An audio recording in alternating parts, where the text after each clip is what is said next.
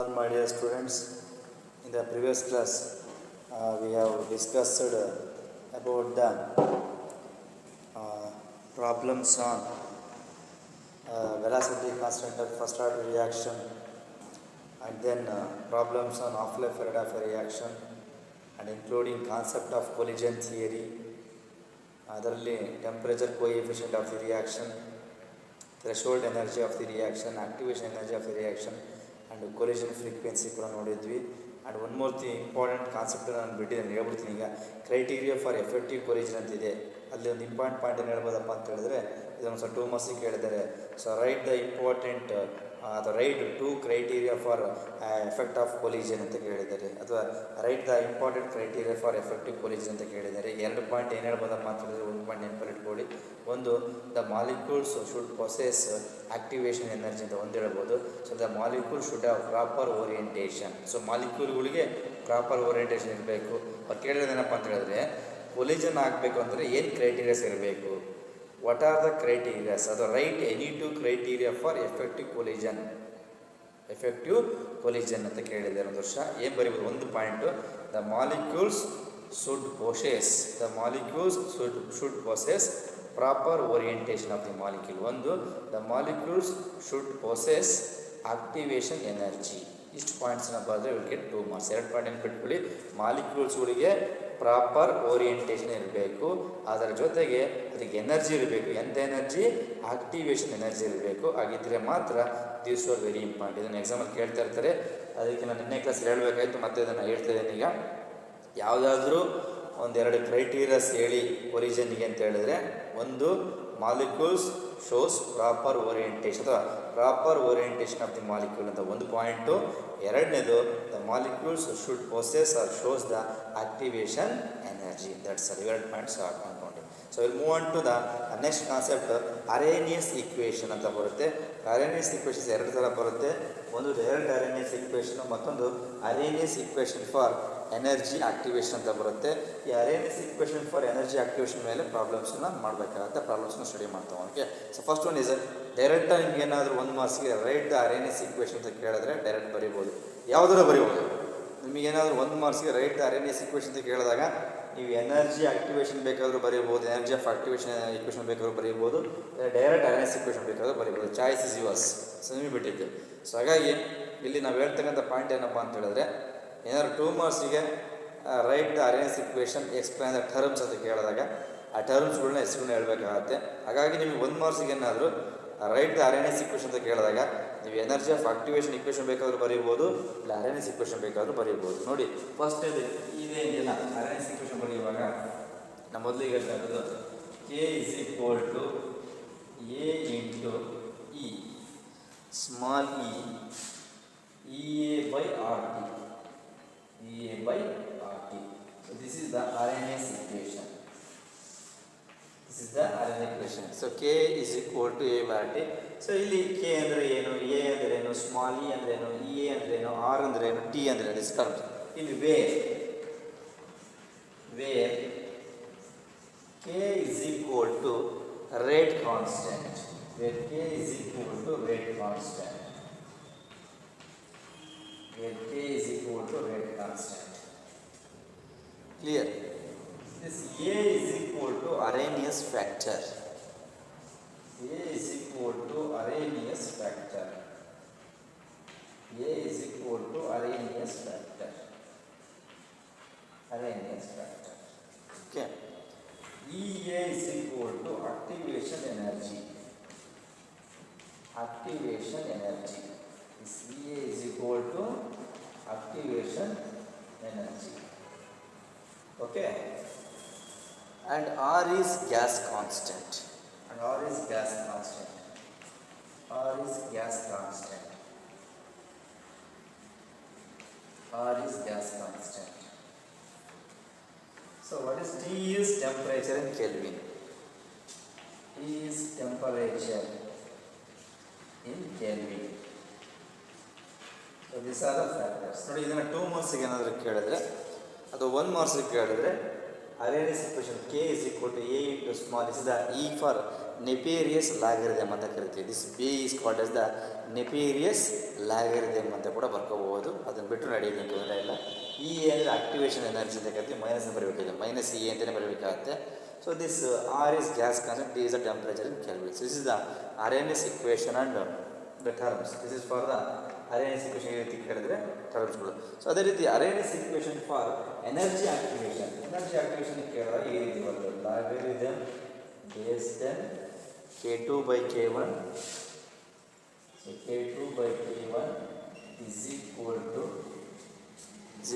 to EA divided by 2.303 into T2 minus T1 divided by T1 into T2. This is the Arrhenius equation for energy of activation. Clear? ನೀವು 1 ಮಾರ್ಕ್ಸಿಗೆ ಏನಾದರೂ right the Arrhenius equation ಅಂತ ಕೇಳಿದಾಗ ನೀವು ಯಾವ equation ಬರೋದು ಕೂಡ ಮಾರ್ಕ್ಸನ್ನು ಕೊಡ್ತಾರೆ. ಇವೆರಡಲ್ಲಿ ಇದನ್ನು ಬರೋದು ಮಾರ್ಕ್ಸ್ ಕೊಡ್ತಾರೆ, ಇದನ್ನು ಕೊಡ್ತಾರೆ. Very clear. ಇಲ್ಲೂ ಕೂಡ ಆ K1 and K2 are the rate constant, T1 and T2 are temperature, R is gas constant, E is the activation energy. ಈ ಪ್ರಾಬ್ಲಮ್ಸ್ ಏನು ಕೇಳ್ತಾರಪ್ಪ ನೀವು ಅಂದರೆ so calculate the activation energy ಕೇಳ್ಬೋದು. ಹಾಗಾಗಿ ಒಂದು ನೆನ್ಪಿಟ್ಕೊಳ್ಳಿ, ಪ್ರಾಬ್ಲಮ್ಸ್ ಇರ್ತಕ್ಕಂಥದ್ದು ಎನರ್ಜಿ ಆಫ್ ಆಕ್ಟಿವೇಶನ್ ಮೇಲೆ ಪ್ರಾಬ್ಲಮ್ಸ್ ಇರುತ್ತೆ. Arrhenius equation for energy of activation ಮೇಲೆ ಪ್ರಾಬ್ಲಮ್ಸ್ ಇರುತ್ತೆ. ಯಾವುದೇ ಕಾರಣಕ್ಕೂ ಈ ಅರೇನಿಯಸ್ ಇಕ್ವೇಷನ್ಸ್ ಮೇಲೆ ಪ್ರಾಬ್ಲಮ್ಸ್ ಇರಲ್ಲ. ಓಕೆ, ಈಗ ನಾವು ಪ್ರಾಬ್ಲಮ್ಸ್ ಒಂದೆರಡು ಪ್ರಾಬ್ಲಮ್ಸ್ ಇದೆ, ಅದು ಒಂದು ಪ್ರಾಬ್ಲಮ್ ನೋಡೋಣ. ಸೊ ಎನರ್ಜಿ ಆಫ್ ಆಕ್ಟಿವೇಶನ್ ಏನಿದೆಯಲ್ಲ, ಅರೇನಿಯಸ್ equation for energy of activation ಮೇಲೆ ಒಂದು ಪ್ರಾಬ್ಲಮ್ ಇದೆ. ಆ ಪ್ರಾಬ್ಲಮ್ ನಾನು ಬರೀತೀನಿ, ಆ ಪ್ರಾಬ್ಲಮ್ ನೀವು ಫಾರ್ಮುಲಾ ಹಾಕ್ಬಿಟ್ಟು ನೋಡೋಣ. ಸೊ ಇದನ್ನು ಕೂಡ ಕೇಳ್ತಾ ಇರ್ತಾರೆ. ಸೊ ಇದನ್ನು ನೋಡಿಕೊಂಡು ಇನ್ನೊಂದು ಸ್ಮಾಲ್ ಕಾನ್ಸೆಪ್ಟ್ ಇದೆ. So that we can call it as the effect of catalyst ಅಂತ ಬರುತ್ತೆ. ಸೊ ಅದೊಂದು ಎಫೆಕ್ಟ್ ಆಫ್ ಕ್ಯಾಟಲಿಸ್ಟನ್ನೊಂದು ನಾನು ನೋಡ್ಕೊಂಡ್ಬಿಟ್ಟು ಅದಕ್ಕೆ ಸಂಬಂಧಪಟ್ಟಂಗೆ ಒಂದು ಗ್ರಾಫ್ ಇದೆ, ಒಂದು ಗ್ರಾಫನ್ನು ಡ್ರಾ ಮಾಡಿದ್ರೆ ಸೊ ಇಲ್ಲಿಗೆ ಈ ಚಾಪ್ಟರ್ ಕಂಪ್ಲೀಟ್ ಆಯಿತು ಅಂತ ನಾನು ಅಂದ್ಕೊಂಡಿದ್ದೆ ಜನರಲಾಗಿ. ಸೊ ಅದು ಒಂದು ಗ್ರಾಫ್ ಇದೆ, ಆ ಗ್ರಾಫನ್ನು ಕೂಡ ನಾವು ನೋಡ್ಕೋಬೋಣ ಜನರಲ್ ಯಾವ ಗ್ರಾಫ್ ಇದೆ ಅಂತ ಇಲ್ಲಿ ಹೇಳುವಾಗ. ಇದು ಎಫೆಕ್ಟ್ ಆಫ್ ಕೊಲಿಜನ್ ಥಿಯರಿ, ಇದು ಎಫೆಕ್ಟ್ ಆಫ್ ಕೊಲಿಜನ್ ಅಂತ ಹೇಳ್ತೀನಿ, ಸಾರಿ ಎಫೆಕ್ಟ್ ಆಫ್ ಕ್ಯಾಟಲಿಸ್ಟ್ ಅಂತ. ಈಗ ಒಂದು ಪ್ರಾಬ್ಲಮ್ ನೋಡೋಣ. ಸೊ ಪ್ರಾಬ್ಲಮ್ ಏನಿದೆಯಲ್ಲ ಇದ್ರ ಮೇಲೆ ನೋಡೋಣ. ಡೈರೆಕ್ಟ್ ಈಗ ಅರೇನಿಯಸ್ ಇಕ್ವೇಷನ್ ಆಯಿತು. ನೆಕ್ಸ್ಟ್ ಪ್ರಾಬ್ಲಮ್ ಇದೆ ನೋಡಿ, ಪ್ರಾಬ್ಲಮ್ ಏನು ಕೊಟ್ಟಿದೆ ನೋಡೋಣ. So here problem, the rate constant of A reaction, the rate constant of A reaction. The rate constant of a reaction at 500 Kelvin and 700 Kelvin. So the rate constant of a reaction at 500 Kelvin and 700 formula ಬೇಕಿದು. So 500 Kelvin or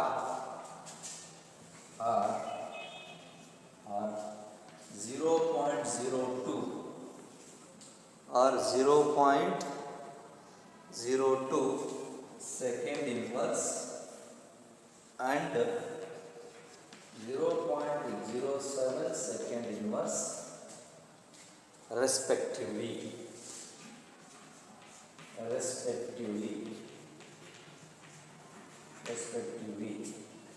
Calculate energy of activation ಅಥವಾ calculate the value of EA. ನೋಡಿ, calculate the value of EA ಅಂದರೂ ಕೂಡ ಒಂದೇ, energy of activation ಅಂದರೂ ಕೂಡ ಒಂದೇ. ಮಾಡ್ತಾ ಹೋಗೋ ಜನರಿಗೆ ನೋಡಿ, ಪ್ರಾಬ್ಲಮ್ಸನ್ನು ನೋಡಿ ಫಸ್ಟ್ ಫಾರ್ಮುಲಾ ಹಾಕ್ಬಿಡಿ. ಇಲ್ಲಿ ಏನು ಕೊಟ್ಟಿದ್ದಾರೆ ಅಂತ ಅಬ್ಸರ್ವ್ ಮಾಡಿ ನೀವು.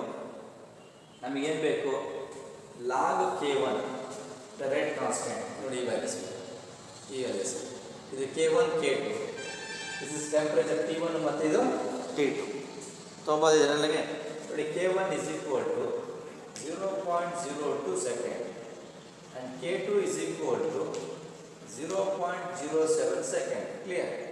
And T1 is equal to 500 Kelvin temperature and T2 is equal to 700 Kelvin temperature. So EA is equal to, put a question mark. So what is the value for R? R is given 8.314 is standard value. Joule per Kelvin inverse or mole inverse, joule per Kelvin inverse or mole inverse ಅಂತ ಕೂಡ ನಾವು ಹೇಳ್ತಾ ಹೋಗ್ತೀವಿ. This R value standard R is equal to 8.314 joule per mole inverse ಅಂತ ಕೂಡ ಹೇಳ್ತಾ ಹೋಗ್ತೀವಿ. So formula ನೋಡಿ, ಇಲ್ಲಿದೆ ಫಾರ್ಮುಲಾ, ಇಸ್ ಫಾರ್ಮುಲಾ. ಈ ಫಾರ್ಮುಲಾ ಸಬ್ಸ್ಟಿಟ್ಯೂಟ್ ಮಾಡಿದ್ರೆ ನೋಡಿ, ಫಾರ್ಮುಲಾ ಬರೋದು ನಿಮಗೆ 1 ಮಾರ್ಕ್ಸ್ ಇರುತ್ತೆ, ನೋಡ್ಕೊಂಡು ನೀಟಾಗಿ. ಲಾಗ್ K2 ಅಂದರೆ 0.07 ಡಿವೈಡೆಡ್ ಬೈ 0.02 ಸರಿನಾ, ಮಾಡ್ಕೋಬೋದಾ? Is equal to EA into 2.303 into 8.314. ರಾಕೆಟಲ್ಲಿ T2 ಅಂದರೆ 700 ಮೈನಸ್ 500 ಡಿವೈಡೆಡ್ ಬೈ 500 ಇಂಟು 700. ಈ ರೀತಿ ಮಾಡ್ಕೋಬೇಕು. ಕ್ಲಿಯರ್? ಸಿಂಪ್ಲಿಫೈ ಮಾಡಿದ್ವಾ? ಸೊ ಇದನ್ನು ಸಿಂಪ್ಲಿಫೈ ಮಾಡೋಣ. ಆನ್ ಸಿಂಪ್ಲಿಫಿಕೇಶನ್ ವಿ ಗೆಟ್, ಇದನ್ನು ಸಿಂಪ್ಲಿಫೈ ಮಾಡಿದ್ರೆ ನಮಗೇನು ಸಿಗುತ್ತೆ ನೋಡಿ. ಸೊ ಇಲ್ಲಿ ಈ ವ್ಯಾಲ್ಯೂಸ್ನ ಡೈರೆಕ್ಟಾಗಿ ಲಾಗಾರಿದಮ್ ಅಪ್ಲೈ ಮಾಡಿಬಿಡ್ತಾರೆ ಅವರು. 0.07 ಮಾಡಿದ್ರೆ ಏನು ಬರುತ್ತೆ ವ್ಯಾಲ್ಯೂಸು. ಸೊ ಆ ವ್ಯಾಲ್ಯೂಸಿಗೆ ಲಾಗಾರಿದಮ್ ಬುಕ್ಕಲ್ಲಿ ನೋಡ್ಕೊಂಡಾಗ ಅದೊಂದು ವ್ಯಾಲ್ಯೂ ಬರುತ್ತೆ, ಅದನ್ನು ಡೈರೆಕ್ಟಾಗಿ ಮಾಡ್ತಿದ್ದೀನಿ. ವ್ಯಾಲ್ಯೂಸ್ 0.544 ಅಂತ ಒಂದು ವ್ಯಾಲ್ಯೂ ಬರುತ್ತೆ. 0.54 ಅಂತ ಬಂತು. ಈ ಏನು ಹಾಗೆ ಇಟ್ಕೊಂಡಿದ್ದಾರೆ, ಇದನ್ನು ಮಲ್ಟಿಪ್ಲೈ ಮಾಡಿ ವ್ಯಾಲ್ಯೂ ಏನು ಬರುತ್ತಪ್ಪ ಅಂತ ಹೇಳಿದ್ರೆ, ಇದು ಏನು ಮಲ್ಟಿಪ್ಲೈ ಮಾಡ್ತಾರೆ ಜನರಿಗೆ, ಇಲ್ಲಿ ಕ್ರಾಸ್ ಮಲ್ಟಿಪ್ಲಿಕೇಶನ್ ಮಾಡ್ಕೊತಾರೆ ಜನರಿಗೆ ಅವರು. ಓಕೆ, ಇಲ್ಲಿ ನೋಡಿ. ಸೊ ಇದು ಏನು ಸಿಂಪ್ಲಿಫೈ ಮಾಡಿದಾಗ EA is equal 0.554 EA into 5.714 into 10 to the power of minus 4 divided by 19.15 ಅಂತ ಬರುತ್ತೆ ಸಿಂಪ್ಲಿಫೈ ಮಾಡಿದಾಗ.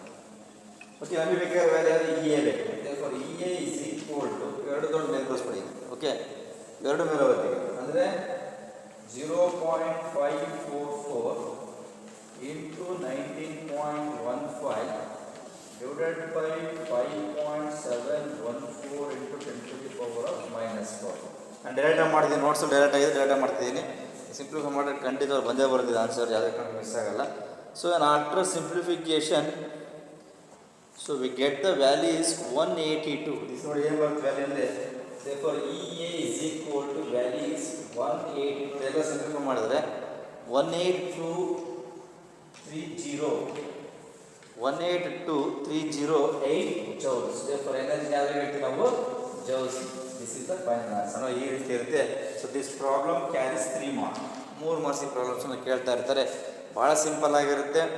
ರೇಟ್ ಕಾನ್ಸ್ಟೆಂಟ್ ಅವರೇ ಕೊಡ್ತಾರೆ, ಟೆಂಪ್ರೇಚರ್ನ ಕೂಡ ಅವರೇ ಕೊಟ್ಟಿರ್ತಾರೆ, ಆರ್ ವ್ಯಾಲ್ಯೂಸ್ ಗಿವನ್ ಅದು ಕೂಡ ಕೊಟ್ಟಿರ್ತಾರೆ. ಜಸ್ಟ್ ನೀವು ಸಬ್ಸ್ಟಿಟ್ಯೂಟ್ ಮಾಡಿದ್ರೆ ವಿಲ್ ಗೆಟ್ ದ ವ್ಯಾಲ್ಯೂಸ್. ನೋಡ್ಕೊಳ್ಳಿ ಜನರಲ್ಲಾಗಿ ಆ ಫಾರ್ಮುಲಾ ಬರ್ಕೋಬೇಕು, ಅದನ್ನು ಬರ್ಕೊಂಬಿಟ್ಟು ಈ ರೀತಿ ಸಬ್ಸ್ಟಿಟ್ಯೂಟ್ ಮಾಡಿದ್ರೆ so will get the answer. ನೋಡಿ, ಸೊ ಲಾಗಾರಿದಮ್ ಈ ರೀತಿ ಕೊಟ್ಟಿದ್ದಾರೆ. ಸೊ ಈ ಥರ ಪ್ರಾಬ್ಲಮ್ಸ್ನ ನೋಡಿಕೊಂಡ್ರೆ ಭಾಳ ಈಸಿಯಾಗಿರುತ್ತೆ ಅಂತ ಅಂದ್ಕೊಂಡಿದ್ದೀನಿ. This is the final answer. Answer ಬರೆಯುವಾಗ ನೆನ್ಪಿಟ್ಕೊಳ್ಳಿ, ಫಾರ್ಮುಲಾಗೆ 1 ಮಾರ್ಕ್ ಇರುತ್ತೆ, ಸಬ್ಸ್ಟಿಟ್ಯೂಷನ್ಗೆ 1 ಮಾರ್ಕ್ ಇರುತ್ತೆ. Last final answer with correct unit ಇರಲೇಬೇಕು. ಯೂನಿಟನ್ನು ಮಾಡಿಬಿಟ್ರೆ ಮಾರ್ಕ್ಸ್ನ ಕೊಡೋದು, ಯಾವುದೇ ಕಾರಣಕ್ಕೂ ಮರೆಯೋವಾಗಿಲ್ಲ, ಅದನ್ನು ಬರಲೇಬೇಕಾಗತ್ತೆ. ಯೂನಿಟ್ ಏನಿದೆ ಜೌಲ್ ಅಂತ ಹೇಳ್ತೀವಿ. So this is the problem of RNA's equation for energy activation. So ಇನ್ನೊಂದು ಪ್ರಾಬ್ಲಮ್ ಇದೆ, ಬೇಕಾದ್ರೆ ನೋಡೋಣ ಬೇಕಾದ್ರೆ. ಸೊ ಇನ್ನೊಂದು ಪ್ರಾಬ್ಲಮ್ ಇದೆ, ಅದೊಂದು ಬೇಕಾದ್ರೆ ಡಿಸ್ಕಸ್ ಮಾಡೋಣ. ಅದೊಂದು ಎಕ್ಸಾಮಲ್ಲಿ ಕೇಳಿದರೆ, ಎಕ್ಸಾಮಲ್ಲಿ ಕೇಳ್ತಕ್ಕಂಥ ಪ್ರಾಬ್ಲಮ್ ಅದು ನೋಡ್ತೀನಿ, ಇದೇ ಪ್ರಾಬ್ಲಮ್ ಅದು. ಸೊ ಇನ್ನೊಂದು ಪ್ರಾಬ್ಲಮ್ ಇದೆ, ಅದು ಎಕ್ಸಾಮಲ್ಲಿ ಕೇಳಿರ್ತಕ್ಕಂಥ ಪ್ರಾಬ್ಲಮ್ ಅದು. ಓಕೆ, ಇಲ್ಲಿರಲಿ, ಗ್ರಾಫಿ ಬೇಕಾಗುತ್ತೆ. ಒಂದು ಪ್ರಾಬ್ಲಮ್ಮು ನಿಮಿಷ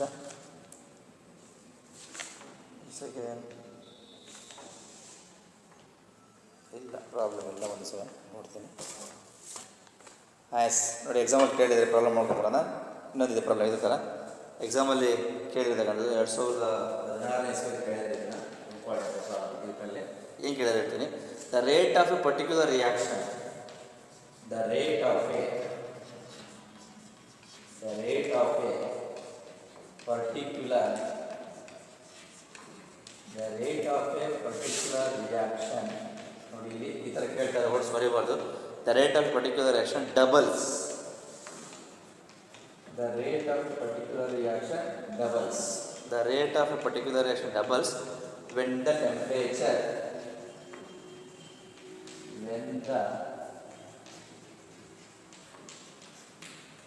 the rate of a particular reaction doubles when the temperature changes from, when the temperature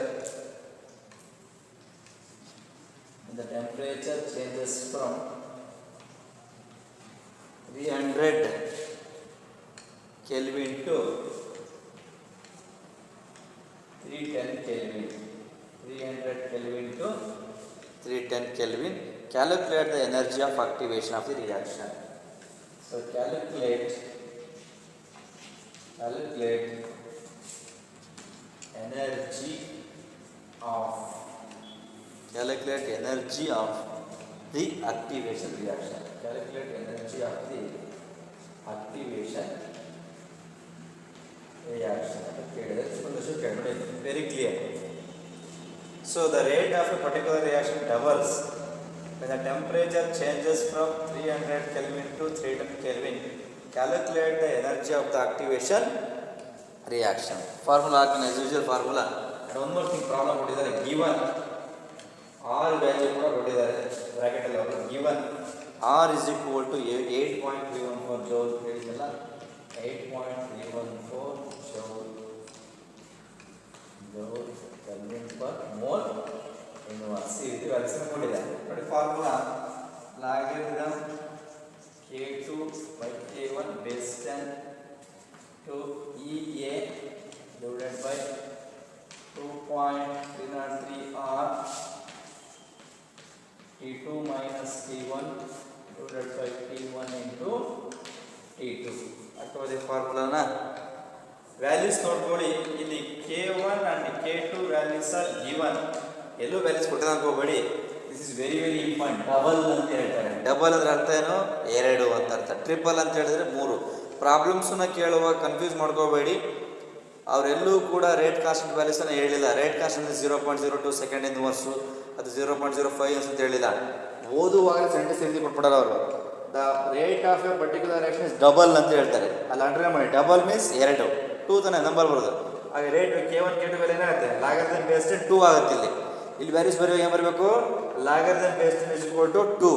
so ಹಾಗಾಗಿ ಇಲ್ಲಿ ಏನಾಗುತ್ತಪ್ಪ ಅಂತಂದರೆ ಇಲ್ಲಿ ಒಂದು ನೆನ್ಪಿಟ್ಕೊಳ್ಳಿ.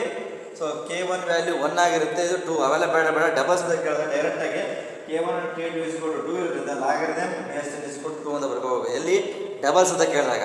ಒಂದು ವೇಳೆ ಟ್ರಿಪಲ್ಸ್ ಅಂತ ಕೇಳಿದಾಗ 3 ಬರೀಬೇಕಾಗುತ್ತೆ. See as usual temperature rate constant is given for K1 K2. Temperature is T1 is equal to 300 and T2 is equal to 310 Kelvin and R value is given.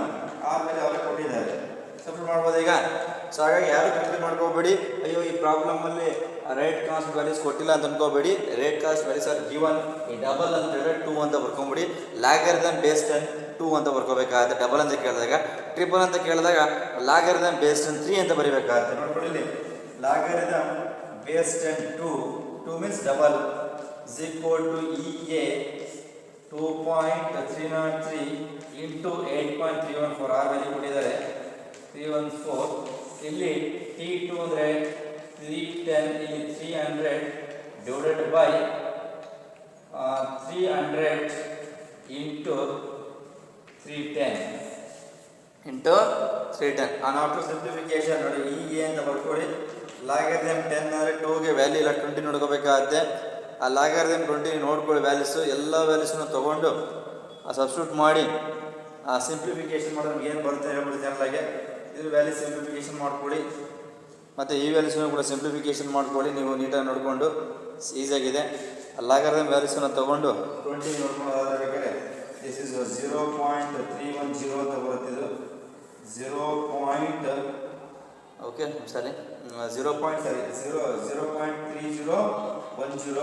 is equal to EA. ಇದರ simplification values ಏನು ಬರುತ್ತೆ ನೋಡ್ಕೊಳ್ಳಿ. 03 into 8.314. ಇದರಲ್ಲಿ ತೆಗೆದು ಇದೆಲ್ಲ ನೋಡಿ 10 ಬರುತ್ತೆ. So ಎರಡನ್ನೂ ಕೂಡ ಮಲ್ಟಿಪ್ಲೈ ಮಾಡ್ಕೊಳ್ಳಿ. ಇಂಟು 310 ಅಂತ ಮಲ್ಟಿಪ್ಲೈ ಮಾಡ್ಕೊಳ್ಳಿ. ಆಫ್ಟರ್ ಸಿಂಪ್ಲಿಫಿಕೇಶನ್ ಡೈರೆಕ್ಟ್ ವೈಸ್ ಬರ್ಬಿಡ್ತೀನಿ. ಇದನ್ನೆಲ್ಲ ಸಿಂಪ್ಲಿಫೈ ಮಾಡಿದ್ರೆ ನಿಮ್ಗೆ ಬರ್ತಕ್ಕಂಥ value E A is equal to the final answer E A is equal to 53598.59 joules. ನಾನು ಸಿಂಪ್ಲಿಫೈ ಮಾಡಿಲ್ಲ, ಎರಡಿಗೆ ಸೆಕೆಂಡ್ ಈಸಿ ಜನರಿಗೆ ಇ ಎ ಹೊರ ತಗೊಳ್ಳಿ, ಇವೆರಡು ಕ್ರಾಸ್ ಮಲ್ಟಿಪ್ಲಿಕೇಶನ್ ಮೇಲೆ ಹೋಗುತ್ತೆ, ಈ ವ್ಯಾಲ್ಯೂಸ್ ಏನಾಗುತ್ತೆ ಕೆಳಗಡೆ ಬರುತ್ತೆ. ಸಿಂಪ್ಲಿಫೈ ಮಾಡಿ ಈಸಿ ನೀವು ಮ್ಯಾಥಮೆಟಿಕ್ಸ್ ಚೆನ್ನಾಗಿ ವರ್ಕ್ ಮಾಡ್ತೀರಾ, ಖಂಡಿತ ಬರುತ್ತೆ, ಸಮಸ್ಯೆ ಏನಿಲ್ಲ. ಅದು ನೀವು ಏನು ಸಿಂಪ್ಲಿಫಿಕೇಶನ್ ಇಷ್ಟು ಸಬ್ಸ್ಟಿಟ್ಯೂಟ್ ಮಾಡಿಬಿಟ್ಟು ಸಿಂಪ್ಲಿಫೈ ಮಾಡಿ ಡೈರೆಕ್ಟ್ ಆನ್ಸರ್ ಇಟ್ಟರು ಕೂಡ ಮಾರ್ಕ್ಸನ್ನು ಕೊಡ್ತಾರೆ. ಯೂನಿಟೀಸ್ ಕಂಪಲ್ಸರಿ, ಯೂನಿಟ್ನ ಮರೆಯೋವಾಗಿಲ್ಲ ಯಾವುದೇ ಕಾರಣಕ್ಕೂ. ಇಲ್ಲಿ ಕ್ಯಾಲ್ಸಿ ತಂದುಬಿಟ್ಟು ಅದನ್ನು ಆಪ್ರೇಟ್ ಮಾಡಿ ನೋಡಲಿಕ್ಕೆ ಆಗಲ್ಲ, ಅದಕ್ಕೋಸ್ಕರ ಹೇಳ್ತಾ ಇರೋದು.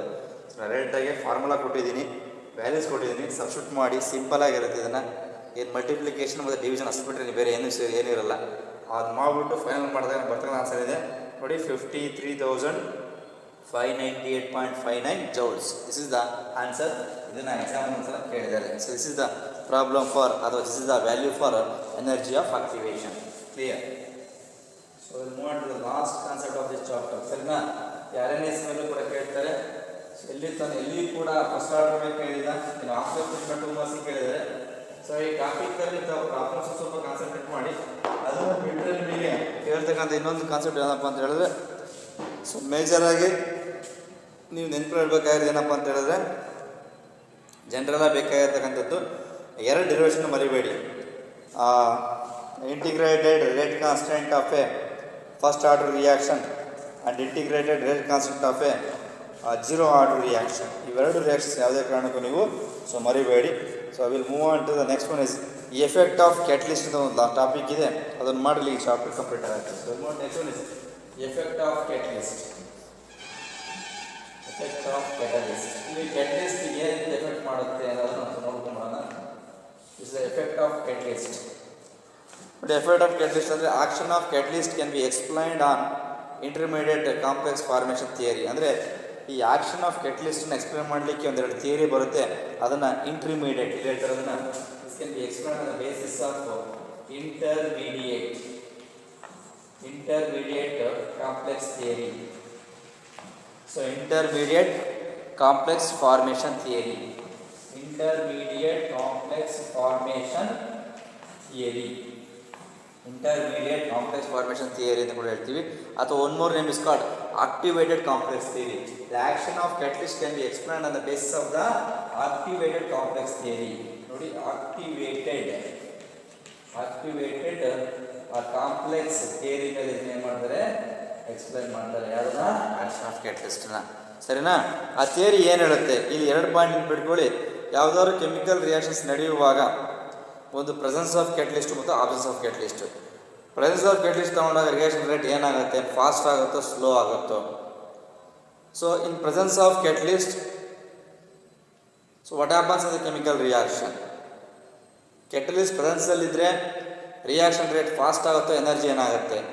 ಅದೇ ಆಬ್ಸೆನ್ಸ್ ಆಫ್ ಕ್ಯಾಟಲಿಸ್ಟ್ ಇದ್ದರೆ ರಿಯಾಕ್ಷನ್ ರೇಟ್ ಏನಾಗುತ್ತೆ ಮತ್ತು ಎನರ್ಜಿ ಏನಾಗುತ್ತೆ. ಇಷ್ಟು ಕಾನ್ಸೆಪ್ಟನ್ನ ಸ್ಟಡಿ ಮಾಡೋದಕ್ಕೋಸ್ಕರ ನಾವು ಆಕ್ಟಿವೇಟೆಡ್ ಕಾಂಪ್ಲೆಕ್ಸ್ ಥಿಯರಿ ಮೇಲೆ ಇದನ್ನು ಎಕ್ಸ್ಪ್ಲೇನ್ ಮಾಡ್ತಾ ಹೋಗ್ತೀವಿ. ಹಾಗಾಗಿ action of catalyst can be explained based on the activated complex theory ಅಂತ ಕರಿತೀವಿ. ಈಗ ಮೊದಲನೇ ಎಕ್ಸಾಂಪಲ್ ನೋಡ್ಕೊಂಡ್ಬಿಡೋಣ. ಜನರಲಾಗಿ ಇದೊಂದು ಎಕ್ಸಾಂಪಲ್ ಇದೆ. ಆ ಎಕ್ಸಾಂಪಲ್ ಏನಪ್ಪ ಅಂದರೆ, ಸೊ ಒಂದು ಪಾಯಿಂಟಲ್ಲಿ ಹೇಳ್ತಾರೆ ಜನರಲಾಗಿ ಒಂದು ಆಬ್ಸೆನ್ಸ್ ಆಫ್ ಕ್ಯಾಟಲಿಸ್ಟ್ ಮತ್ತು ಒಂದು ಪ್ರೆಸೆನ್ಸ್ ಆಫ್ ಒಂದು ಜನರಲ್ ರಿಯಾಕ್ಷನ್ ನೋಡೋಣ. ಫಾರ್ ಎಕ್ಸಾಂಪಲ್ A+B ಅಂತ ನಾನು ನೋಡಿ, A+B clear. A+B reversible sign ಅಂತ ತಗೊಂಡೆ, A.B. This is a complex formation, activated complex formation. ನೋಡಿ, ಇಲ್ಲಿ ಸ್ಟಾರ್ ಅಂತ ಕೊಟ್ಟರೆ is called complex, activated complex. This reversible sign gives rise to C+E. So these are reactants. These are the products. This is activated complex. Is activated complex. Clear. So ನೋಡಿ, ಇಲ್ಲೇನಾಗುತ್ತಪ್ಪ ಅಂದರೆ, so this reaction is slow. ಏನಾಯ್ತು ನೋಡಿ, ಯಾಕೆ ಅಂತ ಹೇಳಿದ್ರೆ absence of catalyst. ಇದೇನಪ್ಪ ಅಂದರೆ ನಾನು ಕ್ಯಾಟಲಿಸ್ಟ್ ತೊಗೊಂಡಿಲ್ಲ, ಬರೀ A+B ರಿಯಾಕ್ಟೆಂಟ್ ತೊಗೊಂಡೆ, ಒಂದು ಕಾಂಪ್ಲೆಕ್ಸ್ ಫಾರ್ಮ್ ಆಯಿತು ಮತ್ತು ಪ್ರಾಡಕ್ಟ್ಸನ್ನು ಕೊಡ್ತು. ಯಾವಾಗ ಆಬ್ಸೆನ್ಸ್ ಆಫ್ ಕ್ಯಾಟಲಿಸ್ಟ್ ಬಳಸ್ಕೊಂಡಿಲ್ಲ. ಅದಕ್ಕೆ ಹೇಳ್ತಾರೆ ಆಬ್ಸೆನ್ಸ್ ಆಫ್ ಕ್ಯಾಟಲಿಸ್ಟ್ ಇದ್ದರೆ ರಿಯಾಕ್ಷನ್ ಇಸ್ ಸ್ಲೋ. ಕೊಡಿ, absence of catalyst reaction is slow, has high energy. Has high ಯಾವ energy? High activation energy.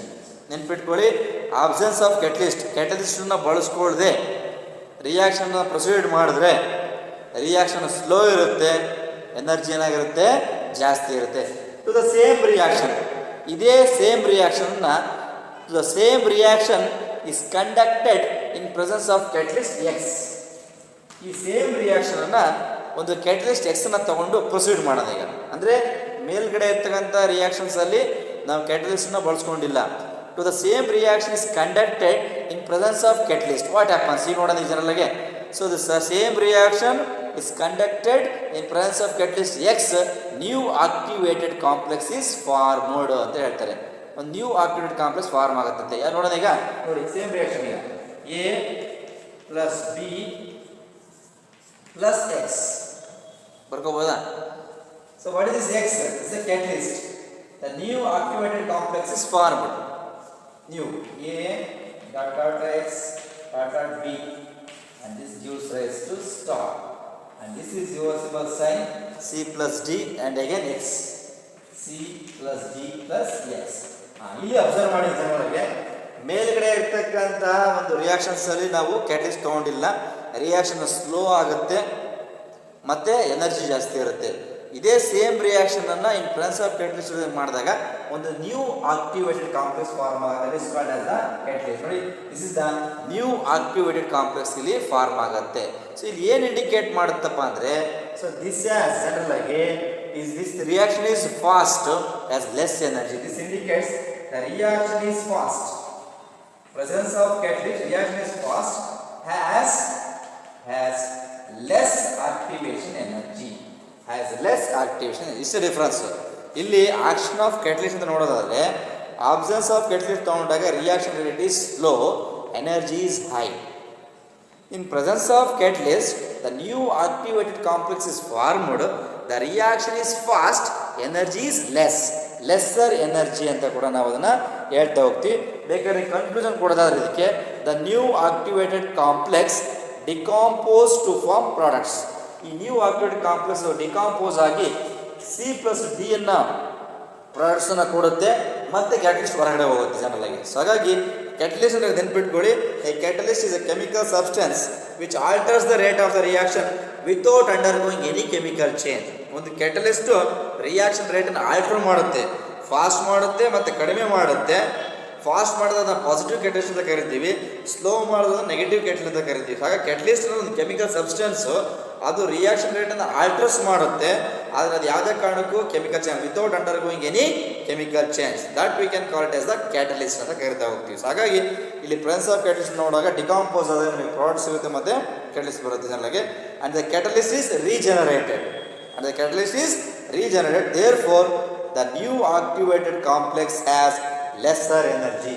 This new activated complex has less energy and the reaction rate is fast. Reaction fast adrinda adike enagirutte lesser energy irutte.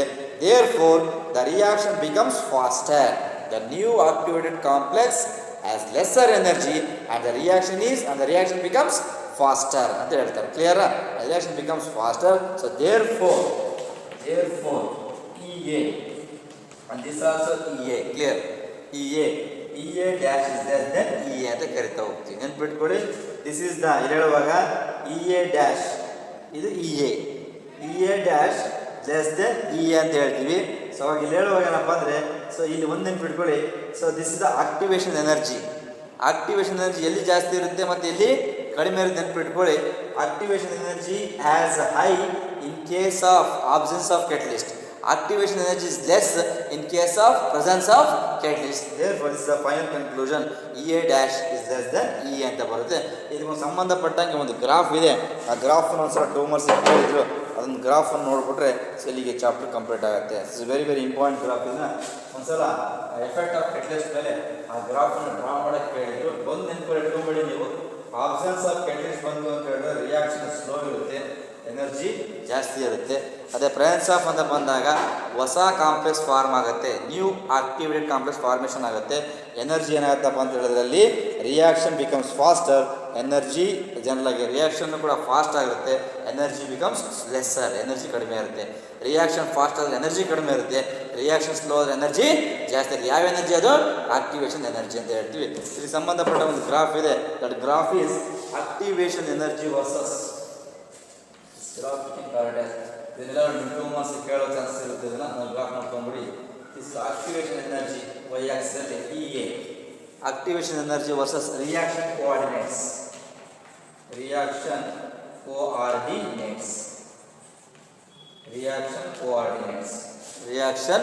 Coordinates ನೋಡಿ, ಇದು reaction coordinates ಅಂತ ಹೇಳಿದಾಗ this is for reactants and this is for the products ಅಂತ ತೊಗೊಳೋದಬೇಕಾದ್ರೆ ಇಲ್ಲಿ ನೋಡಿ, ಎರಡೂ ಕಡೆ ಗ್ರಾಫ್ಸ್ ತೊಗೊಳೋದ್ರಿಂದ ಈ ಥರ just I am going to take like this. ಈ ರೀತಿ ಕಾಣ್ತಿದ್ದೆಲ್ಲ ನಮ್ಮ ಕಡೆ ಇದಿದೆ. So this is for products. So ಇದನ್ನು ನಾವಿಲ್ಲಿ ಹೇಳುವಾಗ ಸೊ ಒಂದನ್ನು ಬೇಕಾದ್ರೆ ಇಲ್ಲಿ ಎ ಡ್ಯಾಶ್ ಅಂತ ಒಂದನ್ನು ತೊಗೊಂಡಿದ್ದೀನಿ, ಇನ್ನೊಂದನ್ನು ಬರೀ A. This is the one thing. ನೋಡಿ, ಪ್ರಾಡಕ್ಟ್ಸ್ ಬರ್ತಾ ಹೋಗುತ್ತೆ. So these are called products. So these are called as the products ಅಂತ ಕರಿತಾ ಹೋಗ್ತೀವಿ. ಸೊ ಇಲ್ಲೇನಿದೆಯಲ್ಲ, this is A dot dot X B. ಇದು ಪ್ರೆಸೆನ್ಸ್ ಆಫ್ ಕೆಟಲಿಸ್ಟ್ ಅಂತ ಕೇಳ್ತಾ ಹೋಗ್ತೀವಿ. ಸೊ ಇನ್ನೊಂದು ಕಡೆ activated complex A dash B and this also star and this also star. ಇಲ್ಲಿ ನೋಡ್ಕೊಳ್ಳಿ, ಇದನ್ನ ನಾವು ಇ ಎ ಅಂತ ಕೇಳ್ತೀವಿ. ನೆನ್ಪಿಟ್ಕೊಳ್ಳಿ, this for the E A ಅಂತ ಹೇಳಿದಾಗ ಇದು ಆಬ್ಸೆನ್ಸ್ ಆಫ್ ಕೆಟಲಿಸ್ಟ್, ಇದು ಪ್ರೆಸೆನ್ಸ್ ಆಫ್ ಕೆಟಲಿಸ್ಟ್ ಅಂತ ಹೇಳ್ತಾ ಹೋಗ್ತೀವಿ. ಆ್ಯಂಡ್ ಫೈನಲಿ ಬೇಕಾದ್ರೆ ತೋರಿಸಿದ್ರೆ E A dash is less than E A. ಇಷ್ಟು ಬರೋದು ಸಾಕು. Will get the ideas. ಈ ರೀತಿ ಬರೋದು ನಿಮಗೆ. So this is the final products. This is the representation of the general ಆಗಿ activation energy versus reaction coordinates. ಅರ್ಥ ಆಯ್ತಾ? ನೋಡಿ, ನೆನ್ಪಿಟ್ಕೊಂಬೇಡಿ, ಕನ್ಫ್ಯೂಸ್ ಮಾಡ್ಕೋಬೇಡಿ. ಈ ಲೈನ್ ಇದು ರಿಯಾಕ್ಟೆಂಟ್ಸ್, ಇದು presence of catalyst. Absence of catalyst ಮೇಲೆ ಬರುತ್ತೆ. ಅರ್ಥ ಮಾಡ್ಕೊಳ್ಳಿ. ಯಾಕೆ ಅಂತ ನಾನು ನಿಮಗೆ ಹೇಳ್ತೀನಿ ಅಂತ ಹೇಳಿದ್ರೆ, ಸೊ ಪ್ರೆಸೆನ್ಸ್ ಆಫ್ ಕೆಟಲಿಸ್ಟ್ ಅಂತ ಹೇಳಿದಾಗ ಎನರ್ಜಿ ಇಸ್ ಲೆಸ್, ಎನರ್ಜಿ ಕಡಿಮೆ ಬರುತ್ತೆ. ಅರ್ಥ ಆಯ್ತಾ? Presence of catalyst reaction fast ಆಗುತ್ತೆ, ಎನರ್ಜಿ ಕಡಿಮೆ ಇರುತ್ತೆ. ಹಾಗಾಗಿ ಈ ಲೈನು ಈ ರೀತಿ ಬರುತ್ತೆ. ಓಕೆ, ಅದೇ ರೀತಿ ಮೇಲೆ ಬರುತ್ತೆ ಯಾವುದಪ್ಪ ಅಂದರೆ E A, because energy is more because absence of catalyst. Absence of catalyst ಇದ್ರ ಮೇಲೆ ಬರುತ್ತೆ. ಒಂದಕ್ಕೊಂದು ಎರಡು ಕೂಡ ಯಾವುದೇ ಕಾರಣಕ್ಕೂ ಓವರ್ಲ್ಯಾಪ್ ಆಗಲ್ಲ. ಸೊ ದಿಸ್ ಇಸ್ ಎಕ್ಸ್ ಅಂತ ಬಂದರೆ ಇದು new activated complex. This is the new activated complex in the presence of catalyst. This is the activated complex, absence of catalyst. This absence of catalyst to activation energy.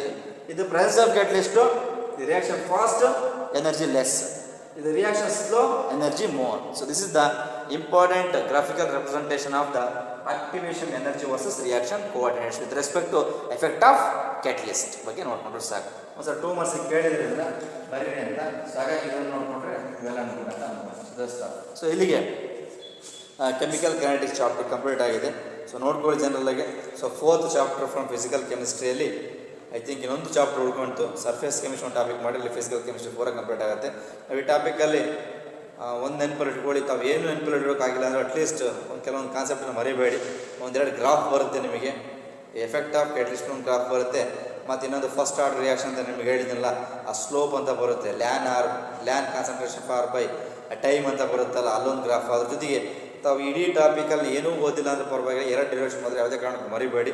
Very very important for 2 derivations. One is the integrated velocity constant of a first order reaction and integrated velocity constant ಅಥವಾ rate constant of a 0 order reaction. ಇವೆರಡು ಡಿರವೇಷನ್ಸನ್ನು ಚೆನ್ನಾಗಿ ಬರೆದು practice ಮಾಡಿದರೆ well and good. Very very important. Okay, so that's all. So ಇಲ್ಲಿಗೆ ಈ chemical kinetics topic complete ಆಗಿದೆ. So next topic ಜೊತೆ ನೆಕ್ಸ್ಟ್ ಕ್ಲಾಸಲ್ಲಿ ಭೇಟಿ ಮಾಡೋಣ. Thank you.